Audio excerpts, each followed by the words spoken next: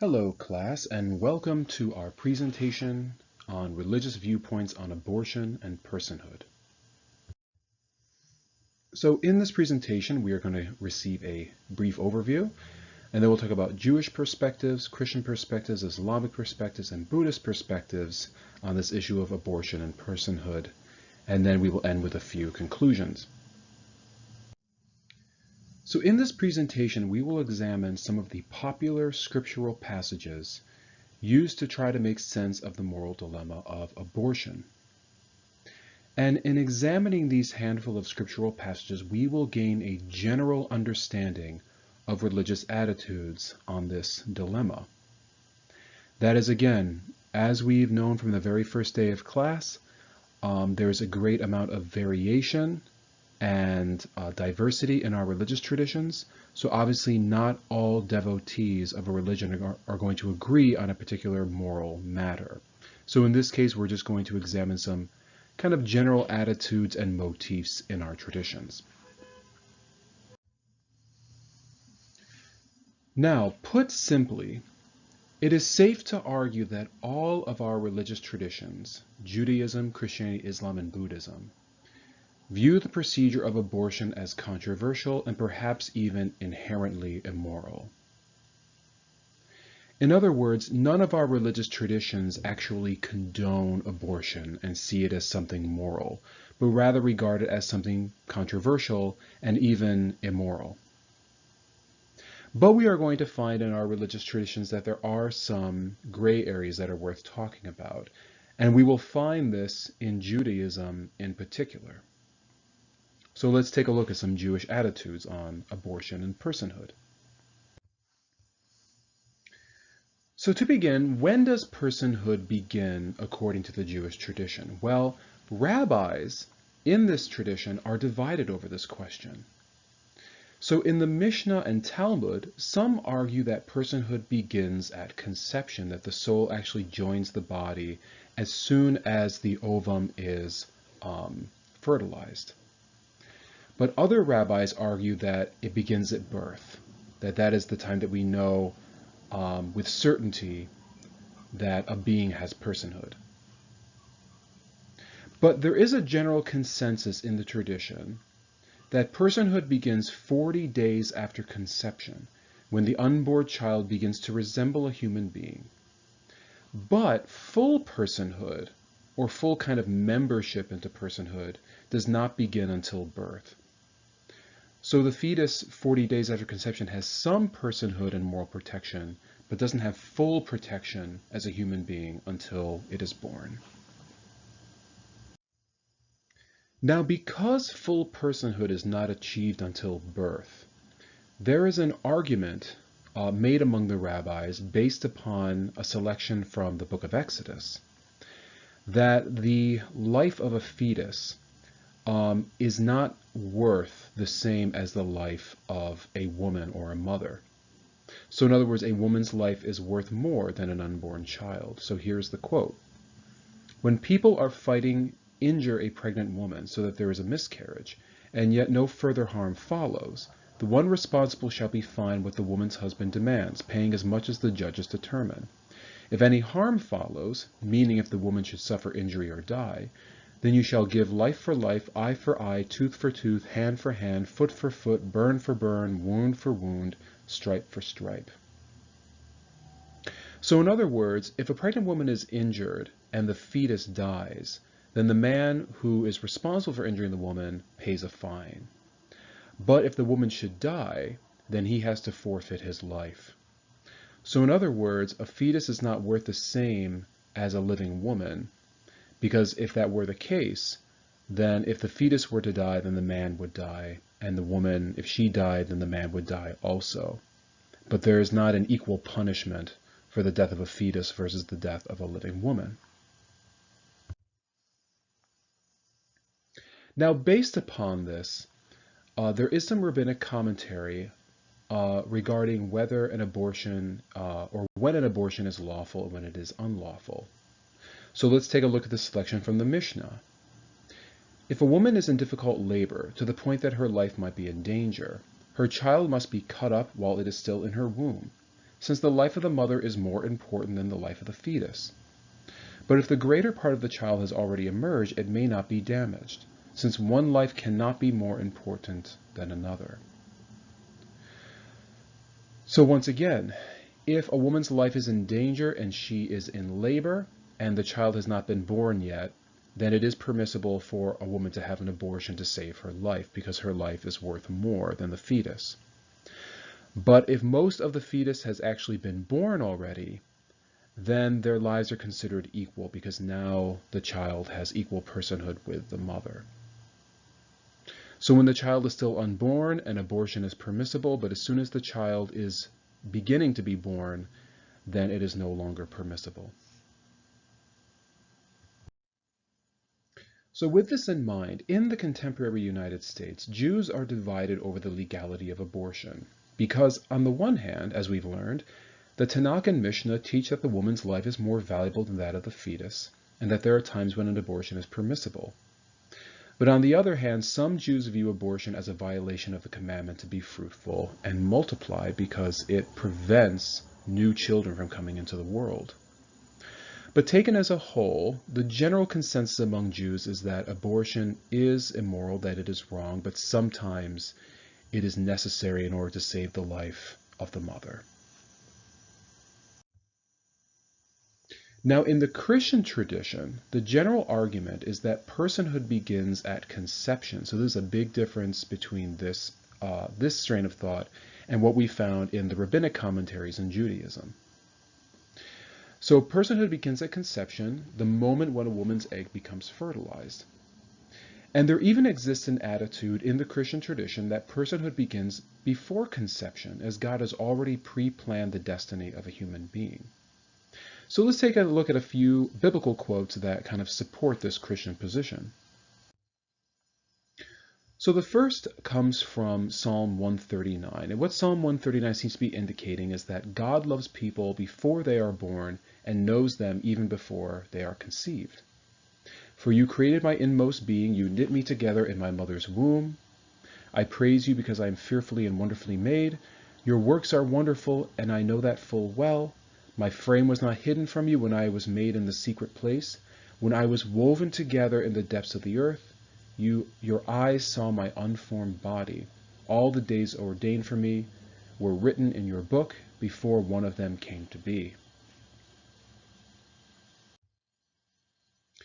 And another popular quote to support this idea of personhood at conception or before is this quote from the book of Jeremiah. Now the word of the Lord came to me, saying, before I formed you in the womb, I knew you, and before you were born, I consecrated you. I appointed you a prophet to the nations. Again, indicating that the prophet Jeremiah was already known by God before he was even formed in the womb. And there's another famous passage from the Gospel of Luke in the story of the Nativity. At that time, Mary, that is the mother of Jesus, got ready and hurried to a town in the hill country of Judea, where she entered Zechariah's home and greeted Elizabeth, her cousin. When Elizabeth heard Mary's greeting, the baby, John the Baptist, leaped in her womb, and Elizabeth was filled with the Holy Spirit.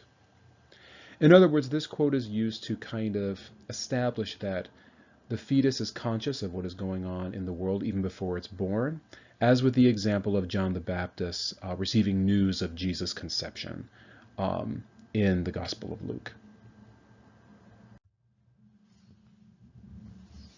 And we can see echoes of this idea that God cares for the fetus equally to that of people who are born.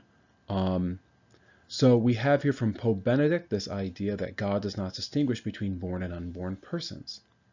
And as he writes in this address to the participants at the 12th General Assembly, God's love does not differentiate between the newly conceived infant still in his or her mother's womb and the child or young person, or the adult and the elderly person. God does not distinguish between them because he sees an impression of his own image and likeness in each one.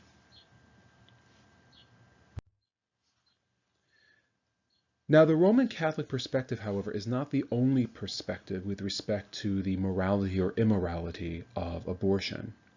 For example, in one of the most liberal Christian churches in the U.S., the United Church of Christ.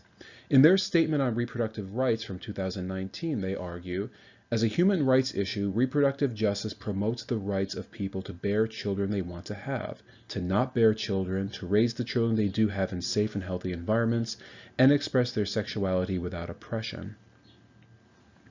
So in other words, the attitude of the United Church of Christ is that abortion is and family planning, that they are reproductive rights and they are human rights, and that the denial of these rights is considered oppression. Now let's take a look at some Islamic perspectives.